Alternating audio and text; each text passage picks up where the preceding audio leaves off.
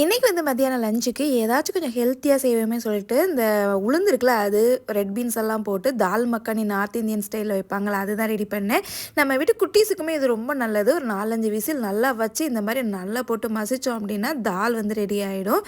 இதுக்கு வந்து பார்த்திங்கன்னா கொஞ்சோண்டு எண்ணெய் விட்டு ஜீரகம் பட்டை கிராம்பு இலை எல்லாம் போட்டு தாளிச்சிட்டு இஞ்சி பூண்டு பேஸ்ட் அதுவும் போட்டு நல்லா வதக்கிட்டு நல்லா பொடியாக நறுக்கின வெங்காயம் அது கூடவே வந்து கொஞ்சோண்டு தண்ணியில் மஞ்சள் தூள் மிளகாய் தூள் கொத்தமல்லி தூள் கரைச்சி சேர்த்து அதோட பச்சை வாசனை போனதும் அது கூடவே நல்லா நைஸாக அடித்து தக்காளியும் சேர்த்து ஒரு கொதி விட்டுருங்க. எண்ணெய் லைட்டாக பிரிஞ்சு வந்ததுக்கு அப்புறமா அது கூட நம்ம அரைச்சி வச்சுருந்தோம்ல தால் அதையும் மிக்ஸ் பண்ணி விட்டு ஒரு கொதி விட்டு ஆஃப் பண்ணோம் அப்படின்னா ஒரு சூப்பரான தால் மக்கானி வந்து ரெடி ஆயிரும். இப்போ இதில் ஒரு சின்ன துண்டு பட்டர் அப்படியே கஸ்தூரி மேத்தி சேர்த்து எல்லாத்தையும் கலந்து விட்டுட்டு ரெஸ்டாரண்ட் ஸ்டைலே வேணும் அப்படின்னா கண்டிப்பாக குக்கிங் க்ரீம் இருக்குல்ல அது சேர்த்துக்கோங்க. அப்போ நல்லா க்ரீமியாக இருக்கும். ஃபைனலாக இந்த குக்கிங் க்ரீம் வச்சு ஃபைனல் டச்சும் பண்ணி ஒரு சூப்பரான ஃபுல்காவோட வச்சு சாப்பிட்டீங்கன்னா செம்மையாக இருக்கும். ட்ரை பண்ணி பாருங்க.